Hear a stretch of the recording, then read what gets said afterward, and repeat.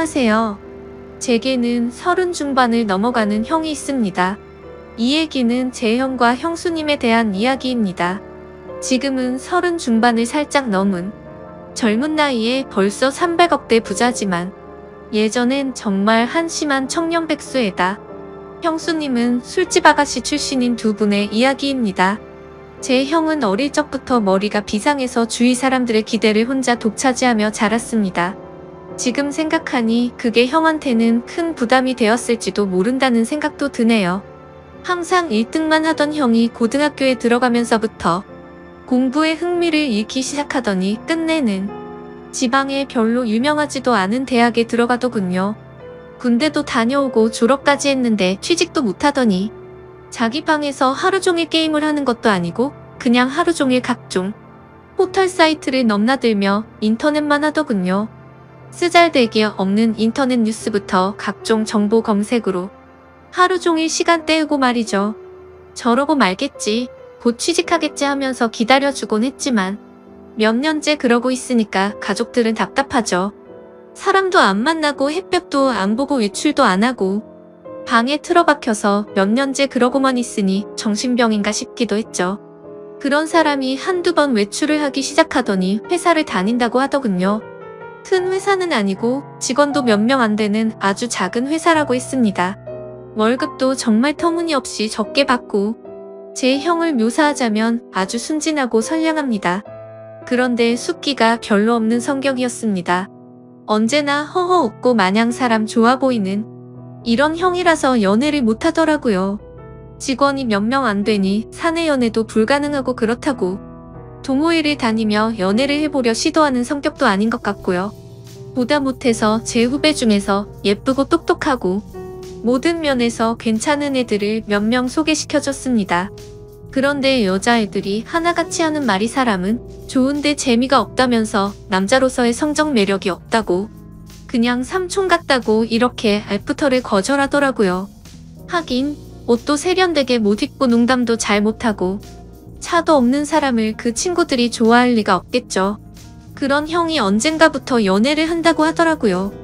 그런가 보다 하고 말았는데 반년 정도가 지나더니 결혼하겠다면서 여자분을 하나 데리고 왔는데 이건 뭐 숙맥 같은 형하고는 어울리지도 않을 정도의 미인을 데려왔더라고요. 키도 170이 넘어 보이고 날씬한 데다가 얼굴도 얼마나 예쁜지 제가 지금껏 봐왔던 미인들 중에서 5손가락 안에 꼽을 정도로 상당한 미인이었습니다. 아무튼 어찌어찌해서 결혼을 하고 작은 전세방을 구해서 나가더군요. 지금부터는 형이 주말에 저를 형 자택으로 불러서 해준 이야기입니다. 형 집에 도착해서 간단한 요리와 맥주를 마시면서 고백할 게 있다면서 말하기 시작했습니다. 형이 회사를 다닐 때 형이 맡은 프로젝트가 잘 끝나서 사장이 크게 한턱 쏜다며 여자들과 노는 술집으로 갔답니다. 여자에게 숙맥이었던 형은 제대로 놀지를 못했고 구석에서 어색하게 앉아있다가 같이 앉은 아가씨와 맥주를 서로 따라주고 홀짝거리면서 얘기를 주고받았답니다. 형은 그 아가씨가 참 마음에 들더래요. 다른 직원들은 각 파트너를 데리고 방을 나섰고 형은 그냥 조금 걸었으면 좋겠다고 하면서 아가씨와 길을 걸으면서 이런저런 얘기를 나눴답니다. 좋아하는 노래, 영화 같은 얘기부터 별의별 얘기를 다 나눴다고 하더군요. 정말 오랜 친구 같은 느낌이 들더랍니다. 지루한지 모르고 얘기 나누며 그렇게 걷다가 호텔로 갔대요. 사장이 준 돈으로 방을 하나 얻어주고 아가씨를 객실 안까지 같이 가지고 그냥 나왔대요. 매일 원치도 않은 술 마시고 사랑하지도 않는 낯선 남자와 있어야 하는 게 얼마나 힘들까 하는 생각이 들었답니다. 그래서 그날만큼은 남자한테 시달리지 않고 푹 쉬도록 혼자 방에서 숙면 취하라고 말해주고 나왔다고 하더라고요. 근데 형이 부탁이 하나 있다며 이렇게 재밌게 대화를 나눠본 게 처음이라고 친구하면 정말 기쁠 것 같다고 해서 전화번호를 얻었답니다. 그렇게 문자도 주고받고 가끔 전화도 하면서 친구가 되었다고 하더군요. 또 친구에서 연인이 되었던 거죠. 형수님 말씀으로는 매일매일 그런 일상에 몸과 마음이 너무 힘들었는데 형 같은 친구는 다른 세계에 사는 친구를 하나 얻은 듯한 느낌이었고 지친 일상을 잊게 해주는 휴식 같은 사람이었다고 하더군요. 그렇게 가까워지면서 연인으로까지 발전했는데 형이 결혼하자고 할 줄은 사실 기대하지 않았답니다. 그런 일 하는 걸 알면서도 결혼하자고 하는 사람은 없으니까요. 그런데 형과 많은 얘기를 나누면 꼭 그런 일을 하기 전 아직 때묻지 않은 꼬마였을 때의 형수님으로 돌아간 것 같은 느낌도 받고 항상 술시중 들어야 하고 남자들 진상 부리는 걸 받아줘야 하다가 형을 만나면 정상적인 생활을 하는 평범한 여자로 존중받는 기분이 너무 좋아서 형처럼 착한 남자라면 넉넉하지 않아도 사랑받으며 살 수 있지 않을까 하는 기대는 종종 하게 되더랍니다. 그렇게 서로 마음을 확인하고 결혼하기로 약속을 했고 형수님은 다행히 빚이 없어서 큰 탈 없이 억소일을 그만둘 수 있었답니다. 결혼 후에 형이 회사를 관두고 음식 파는 가게를 시작하고 싶다고 해서 부모님께 2억을 빌려서 가게를 냈고 예상 밖으로 돈이 더 들어서 형수님이 예전에 일하면서 모아둔 1억 5천까지 보태서 시작했는데 3개월 정도까지 안 되다가 점점 단골이 늘고 해서 소문이 나면서 북적이기 시작했답니다. 한번 불 붙으니까 걷잡을 수 없이 장사가 잘 되었다고 하더군요. 돈 버는 재미에 힘든 줄 모르고 일했답니다. 그러다가 창의력이 뛰어난 형이 남녀노소 좋아할 만한 신메뉴도 개발하고 마케팅도 하다 보니까 붕업하자는 사람들도 찾아오고 분점을 내달라는 사람들도 찾아오더래요. 그렇게 투자받아서 인테리어도 정비하고 정식으로 프랜차이즈로 등록하고 몇 년 동안 전국으로 가맹점을 내주기 시작해서 지금은 이름 대면 한 번쯤 들어봤을 법한 회사로 성장시켰답니다. 회사 관두고 해본 적도 없는 음식 사업에 도전한다고 했을 때 다들 말렸죠. 세 집 건너 한 집이 음식점이라고. 그런데 형수님은 당신이 하고 싶고 자신이 있으면 하라고 응원해 주더랍니다. 망해서 다 털어먹어도 동네에서 분식점 하면서 살면 되지. 설마 이렇게 젊고 건강한 두 남녀가 산 입에 거미줄 치겠냐면서 해보라고 했다더군요. 자기가 모았던 통장까지 내주면서 정말 힘들었답니다. 그런데 프랜차이즈로 등록시키고 가맹점 내주면서 더 힘들었답니다. 자기가 까딱 잘못해서 자기 믿고 가맹점 낸 점주들이 망하면 가맹점 하나 당 가정 한 개가 파탄난다는 책임감 때문에 잠을 못 잤답니다. 하루에 2에서 3시간 정도밖에 안 자면서 소스 개발, 메뉴 개발 투자자들 찾아다니고 시장 분석하러 다니고 점주들 장사 잘하라고 자기 노하우 담은 책자 제작해서 돌리고 그랬답니다. 다행히도 저희 형 프랜차이즈는 안정적으로 자리 잡아서 아직도 꽤 호한 평가를 받고 있답니다. 그래서 지금은 형 나이대에 흔치 않을 만큼 큰 돈을 벌었고 반포에서도 상당히 큰 집에서 살고 있습니다. 그렇게 숫게 없어서 연애도 못 해보고 거절만 당하던 형이 이젠 물 만난 물고기처럼 완전히 딴 사람이 되었습니다. 자신감과 의욕도 넘쳐 보이고 완전히 노련한 사업가처럼 보입니다. 비싼 맞춤 수트 입고 기사까지 있는 차를 타고 다니니까 제 형이지만 참 다른 사람처럼 느껴지더군요. 이래서 사람 팔자 알 수 없다고 하나 봅니다. 형은 지금도 바빠서 집에 늦게 들어가고 주중에 형수님과 시간을 보내주지 못해서 늘 미안해서 수시로 형수님한테 전화 걸어서 사랑한다고 말해준답니다. 그리고 주말, 주일은 정말 중요한 일이 있지 않은 한 오직 형수님과 아기만을 위해서 시간을 보낸다더군요. 주말, 주일은 형이 청소하고 설거지하고 요리까지 해서 먹인답니다. 주중 동안 그렇게 일하고 주말까지 그러면 힘들지 않냐고 하니까 자기는 사랑하는 아내랑 아이를 위해서 음식하고 설거지하면서 쉬게 해줄 수 있다는 게 너무 행복하답니다. 아내랑 아이 얼굴만 봐도 행복해서 피로가 풀린다고. 형수님은 업소일 하면서 너무나 간절히 평범한 생활을 꿈꿨었기 때문에 집에서 집안일하고 아기 키우고 형 옷 세탁하고 다림질하는 게 너무너무 행복하답니다. 저희 형수님 그렇게 부자가 되었는데도 명품백이나 시계나 외제 구두 같은 거 갖고 있지 않은 것 같습니다.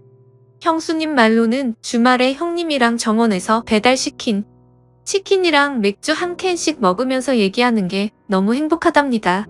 딱 그만큼의 행복도 감당할 수 없을 정도라면서 형수님은 매달 부모님께 월급 정도의 용돈도 넉넉하게 보내주시고 우리한테는 볼 때마다 용돈도 주십니다.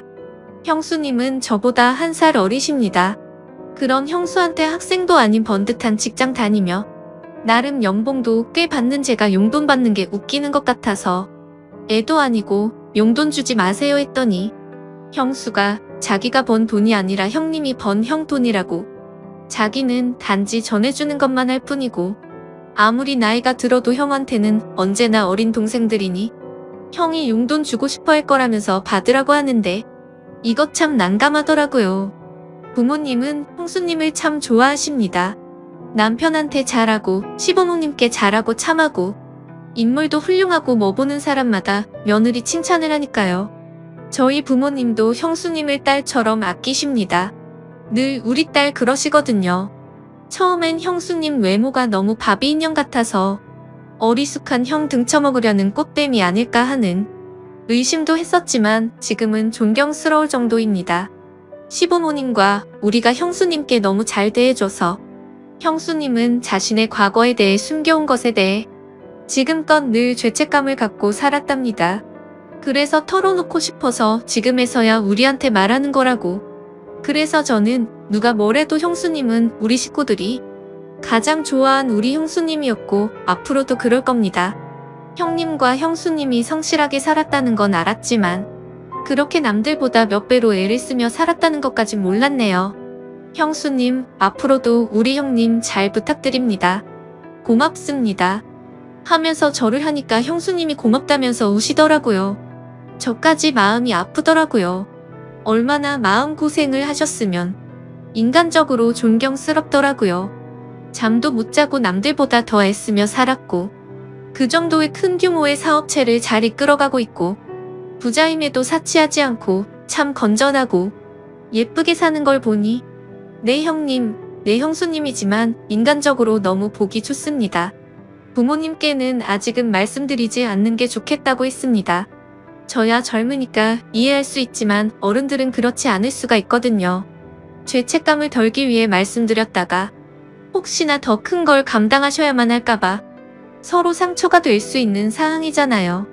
아무튼 모든 분들이 저희 형님과 형수님처럼 현명하고 예쁜 사랑을 했으면 좋겠습니다. 긴 글을 읽어주셔서 감사합니다. 다음 사연입니다. 안녕하세요. 저는 솔로가 된 지 3년째 되어가는 27살 여자입니다. 제게 친한 친구가 있는데 어느 날 갑자기 남자 소개를 받아볼 생각이 없냐고 묻더라고요. 그냥 혼자 지낸 지도 오래돼서 어떤 남자인지 궁금하기도 했고 어떤 남자냐고 물어봤죠. 그러자 친구는 그 남자는 요즘 자주 보는 오빠인데 제 사진을 보고 마음에 든다면서 소개를 부탁받았고 주선자인 친구의 말로는 사람이 항상 깔끔하고 매너도 있어서 소개를 해줘도 괜찮을 것 같아서 물어봤다더군요. 그러면서 친구는 그냥 간단히 만나기나 해보라면서 소개팅남의 연락처를 주더라고요.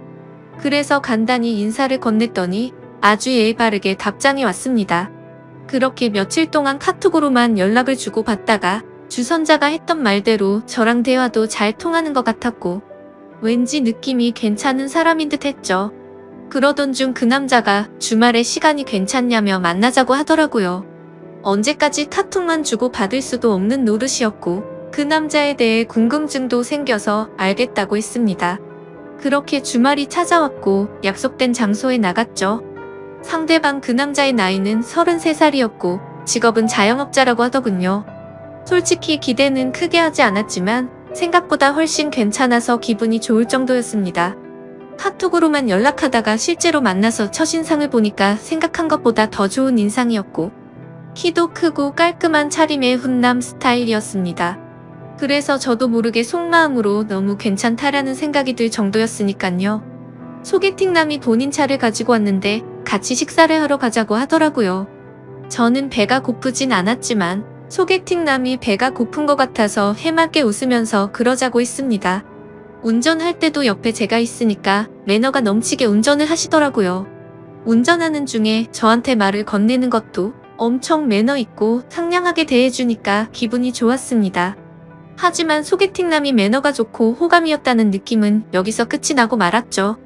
진짜 매너가 더럽다는 게 레스토랑에서 실체가 드러났습니다. 제가 시킨 메뉴는 제철 과일 샐러드 하나뿐이고 디저트와 음료를 제외한 음식 중에서 제일 저렴한 걸 시켰죠. 소개팅남이 고른 메뉴는 스테이크와 로제 스파게티 등등 많이도 시키더군요. 그때까지는 저거를 다 드실 수 있을까? 생각뿐 별거 아니라고 생각했어요. 주문한 음식들이 나오는데 소개팅남이 저보고 그러더군요. 혹시 채식주의자냐고 물어보면서 왜 채소만 시켰냐고 물어보길래 그냥 배고픈 것도 아니고 고기도 먹지만 채소를 더 좋아한다고 대답했어요. 소개팅남이 제 대답을 듣고 웃으면서 한다는 말이 너무 어이가 없더라고요. 저는 그쪽이 마음에 들어요.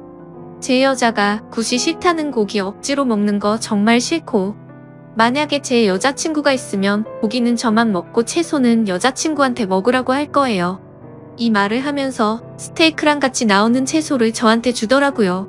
아니 대뜸 헛소리를 하는 것도 어이가 없는데 무슨 분리수거를 하는 것도 아니고 저를 처음 보는 자리에서 지 여자친구도 아닌데 왜 지가 쓰던 포크로 저한테 채소를 주는지 너무 짜증이 났습니다.